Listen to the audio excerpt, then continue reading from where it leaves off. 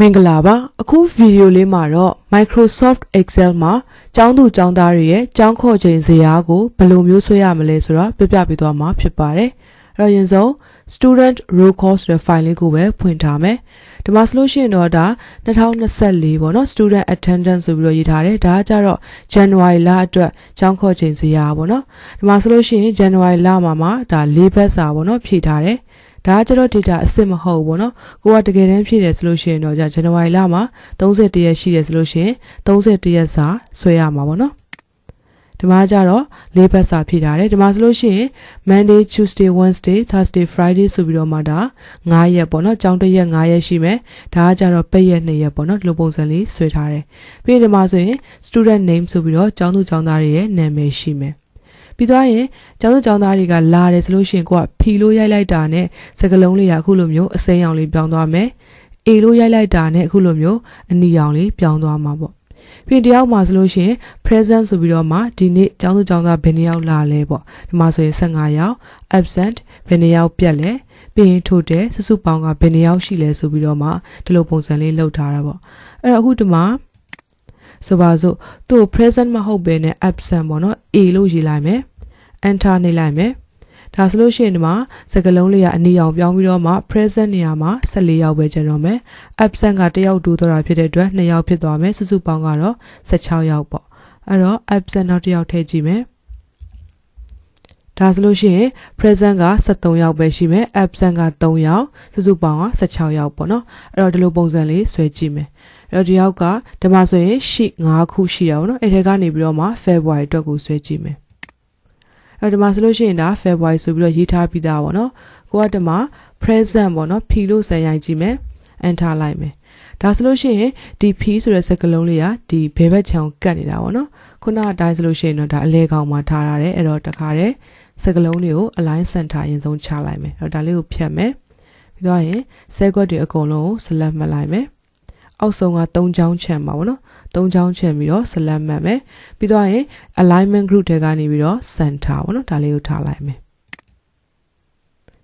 ဒါဆိုလို့ရှိရင် P ဆိုပြီးတော့ပြန်ရေးကြည့်မယ်ဒါဆိုရင်အလဲကောင်တော့ရောက်သွားပြီဗောနော်အဲ့တော့အခုတခါဒီတပတ်စာဗောနော်တပတ်စာလောက်ကိုပဲအရင်လုပ်ကြည့်မယ်ကိုကဒါရပြီဆိုလို့ရှိရင်ကျန်တဲ့ဟာတွေကဆက်ပြီးတော့ဆွဲသွားလို့ရတယ်ဗောနော်အဲ့တော့တပတ်စာဆိုလို့ရှိရင်ဒီလောက်မှတ်ပေါ့နော်အကုန်လုံးလုပ်ရှင်နေဆိုလို့ရှိရင်တော့အကုန်လုံးမှတ်ပေါ့နော်အဲ့တော့အကုန်လုံးပဲတစ်ခါတည်းမှတ်ထားလိုက်မယ်ပြီးရင်အရင်ဆုံးကိုကဖီလို့ရိုက်လိုက်တာနဲ့စကလုံးလေးကိုအစိမ်းရောင်လေးပြောင်းမယ်စကလုံးလေးအထူထားမှာပေါ့အဲ့တော့အဲ့လိုမျိုးလုပ်မယ်ဆိုလို့ရှိရင်တော့ conditional format ထည့်ပေးရမယ်အဲ့တော့လိုချင်တဲ့ set တွေကိုအရင်ဦးဆုံး select ပေးရမယ်ပြီးသွားပြီဆိုလို့ရှိရင်တော့ home tab ပေါ့နော် home tab ရဲ့ style group တွေကနေပြီးတော့မှ conditional formatting ပေါ့ပြီးအဲ့ဒီကနေပြီးတော့မှ highlight cells rule ပေါ့နော်ဒါလေးကိုရွေးမယ်ပြီးတော့အဲ့ဒီကနေပြီးတော့မှ equal to ကိုရွေးမယ်ပြီးရင်ဒီနေရာမှာ p ဆိုပြီးတော့ရိုက်မှာပေါ့နော်ဘာကြောင့်လဲဆိုတော့ p လို့ရိုက်လိုက်တယ်ဆိုရင်ဒီ p ဆိုတဲ့စကားလုံးကိုတူလေးဖြစ်ချင်တယ်အစိမ်းရောင်လေးဖြစ်ချင်တယ်အဲ့တော့ဒီမှာ p နဲ့တူတယ်ဆိုလို့ရှိရင်ဒီမှာပြပေးရမယ် format ကိုရွေးမယ်အဲ့တော့ပြပေးရမယ် format က custom format ထဲမှာတွားရွေးမယ်အဲ့တော့ custom ထဲမှာဒီမှာဆိုလို့ရှိရင်၄ခုရှိတာပေါ့နော် number ရယ် font ရယ် border ရယ် fill ရယ်ပေါ့နော်အဲ့ဒီကမှ font ပိုင်းသွားမယ် font ထဲမှာတူလေးဖြစ်ချင်တာဖြစ်တဲ့အတွက်ဘိုးကိုယူမယ်ပြီးတော့ရင် color မှာအစိမ်းရောင်လေးလိုချင်တာဖြစ်တဲ့အတွက်အစိမ်းကိုယူလိုက်မယ်ပြီးရင်ဒါလေးကို okay လိုက်မယ်ပြီးရင်ဒါဆိုလို့ရှိရင် P လို့ရိုက်လိုက်တာနဲ့ဒါစလုံးလေးကအစိမ်းရောင်အထူလေးဖြစ်သွားမှာပေါ့နော်အဲ့တော့စကလုံးတစ်လုံးဆန်းရိုက်ကြည့်မယ် P ပေါ့ enter လိုက်မယ်ဒါဆိုလို့ရှိရင်အစိမ်းရောင်အထူလေးဖြစ်သွားပြီအဲ့တော့အဲ့ဒီအတိုင်းပဲ A လို့ရိုက်လိုက်တာနဲ့စကလုံးအထူဖြစ်ရမယ်အနီရောင်လေးဖြစ်ရမယ်အဲ့တော့ခုနကအတိုင်းပဲပေါ်စီခြင်းနဲ့ဆဲကွက်တွေကိုအရင်ဆုံး select မှတ်လိုက်မယ်ပြီးတော့ရင် conditional formatting ကိုနှိပ်မယ်အဲ့ကနေပြီးတော့ highlight cell rules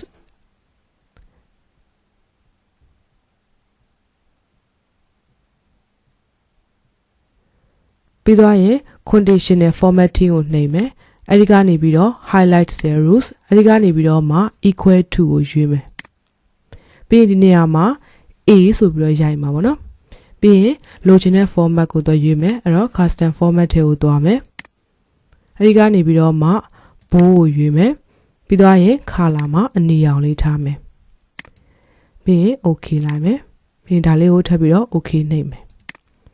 ဒါဆိုလို့ရှိရင် scroll လေးကိုအရှိဘက်ပြန်ဆွဲကြည့်မယ်အဲ့တော့ဒီနေရာမှာ A ဆိုပြီးတော့ရိုက်ကြည့်မယ်ဒါဆိုရင်အနီအောင်ပြောင်းသွားပြီ P ပေါ့ကျောင်းသားကလာတယ်ဆိုလို့ရှိရင် present ပေါ့နော် P တွေရိုက်မယ်ပြတ်တယ်ဆိုလို့ရှိရင် absent ပေါ့နော် A တွေရိုက်သွားမယ်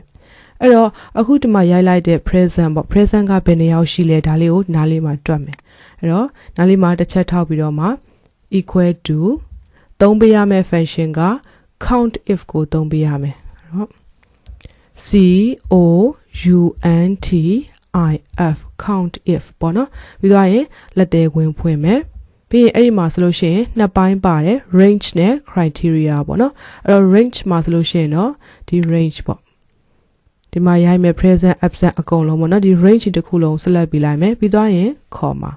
criteria ဘာအချက်နဲ့စစ်မှာလဲဆိုလို့ရှိရင် present ဖြစ်တဲ့အတွက်ဒီမှာရိုက်ထားတဲ့ p နဲ့စစ်မှာပေါ့အဲ့တော့ criteria ရေးတဲ့အခါကျရင်အဲ့ဒီ criteria ကို double quote ထဲမှာထည့်ရေးပေးရမယ်အဲ့တော့ double quote p double quote ပြီးသွားရင်လက်သေးခွင်းပြန်ပိတ်ပြီးတော့ enter လိုက်မယ်ဒါဆိုလို့ရှိရင်အခုလက်ရှိက present ကဒါ4ယောက်ပဲရှိသေးတာပေါ့နော်အဲ့တော့ present ထပ်ပြီးတော့ထည့်ကြည့်မယ် p ပေါ့ဒါဆိုရင်5ယောက်ဒါဆိုလို့ရှိရင်6ယောက်ဆိုပြီးတော့ဖြစ်သွားပြီအဲ့တော့ဒီအတိုင်းပဲ absent ဘယ်နှယောက်ရှိလဲရှာမယ်အဲ့တော့ equal to count if လက်သေးခွင်းဖွင့်မယ် range နေရာမှာဒီ range တစ်ခုလုံး select ပေးလိုက်မယ်ပြီးရင် comma criteria နေရာမှာ absent ဖြစ်တဲ့အတွက် A နဲ့စစ်မယ်ပြီးတော့ရင် double quote ပိတ်ပြီးတော့လက်သေးခွင်းပိတ်မယ်ပြီးရင် enter လိုက်မယ်ဒါဆိုလို့ရှိရင်ဒီမှာ absent က3ယောက်ရှိတာပေါ့အဲဆိုရင် absent နောက်တစ်ယောက်ထည့်ကြည့်မယ်ဒါဆိုရင်ဒီမှာ4ဆိုပြီးတော့တိုးသွားပြီအဲ့တော့နောက်တစ်ခုကကြတော့ total ပေါ့နော်စုစုပေါင်းဘယ်နှယောက်ရှိလဲပေါ့နော်ဒါလေးကိုတွက်မယ်အဲ့တော့အဲ့လိုမျိုးတွက်ဖို့အတွက်သုံးပေးရမယ့် function ကကြတော့ count a ကိုသုံးမယ်အဲ့တော့ count a ပေါ့နော်ပြီးသွားရင်လက်သေးခွင်းဖွင့်မယ်ပြီးရင်အဲ့နေရာမှာ value တွေထည့်ပေးရမယ်အဲ့တော့ဒီမှာရှိတဲ့ set quote တွေပေါ့နော်ဒီ range တစ်ခုလုံးကို select ပေးလိုက်မယ်ပြီးရင်လက်သေးခွင်းပိတ်ပြီးတော့ enter လိုက်မယ်ဒါဆိုလို့ရှိရင်ဒီမှာ present absent ကဒါ10ယောက်ပဲထည့်ရသေးတာဖြစ်တဲ့အတွက်ဒီမှာ10ပေါ့နော်အဲ့တော့ကျွန်တော်ဟာတွေဆက်ပြီးတော့ဖြည့်သွားမယ် p ဒါဆိုလို့ရှိရင်အပေါ်မှာ present တွေ absent တွေဖြည့်လိုက်တာ ਨੇ ဒီအောက်ကခဏန်းတွေကလည်းတိုးသွားတာပေါ့နော်ဒါဆိုရင်ဒီမှာ present က17ယောက်absent ပြတ်တဲ့ကျောင်းသားက9ယောက်စုစုပေါင်းက16ယောက်ဆိုပြီးတော့မှဖြစ်သွားပြီအဲ့တော့အခုဒီမှာရိုက်ထားတဲ့ function လေးကိုကျန်တဲ့ cell quad တွေစီကိုလည်းဒါ copy ကူးလိုက်မှာပေါ့နော် auto fill ဆွဲလိုက်မယ်ဆွဲတဲ့အခါကျရင် Saturday Sunday ကမပါဘူးပေါ့နော်ပိတ်ရက်ဖြစ်တဲ့အတွက်အဲ့တော့တခါလေးဆွဲပြီးတော့မှသူ့ကိုနောက်မှပြန်ဖြတ်လဲရတယ်ဒါမှမဟုတ်9ရက်စာကိုပဲတခါဆွဲမယ်ပြီးရင်ကျန်တဲ့9ရက်အတွက်ကိုတခါ formula ရေးပြီးတော့ပြန်ဆွဲလဲရတယ်ပေါ့နော်ကိုယ်အဆင်ပြေတဲ့နည်းလမ်းကိုသုံးလို့ရတယ်အဲ့တော့အခုဒီမှာကျတော့9ရက်စာပဲအရင်ပြရမှာဖြစ်တဲ့အတွက်ဒါလေးကိုဆွဲလိုက်မယ်ပြီးသွားရင်ဒီမှာ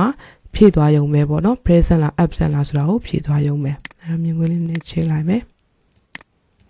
ပြီးရင်ဒီမှာဖြည့်မှာပေါ့နော် present ဆိုလို့ရှိရင်လည်း present absent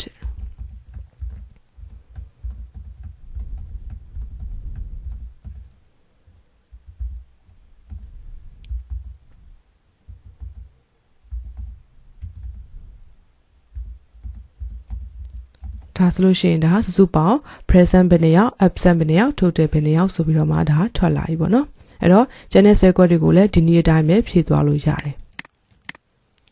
အဲ့တော့ဒါအခု video ထဲမှာကြတော့ Microsoft Excel မှာကျောင်းသူကျောင်းသားတွေရဲ့ဒီကျောင်းခေါ်ချိန်ပေါ့နော်ကျောင်းခေါ်ချိန်ဇယားကွက်လေးကိုဘယ်လိုမျိုးဆွဲရမလဲဆိုတာပြောပြပေးခဲ့တာပဲဖြစ်ပါတယ်ကျေးဇူးတင်ပါတယ်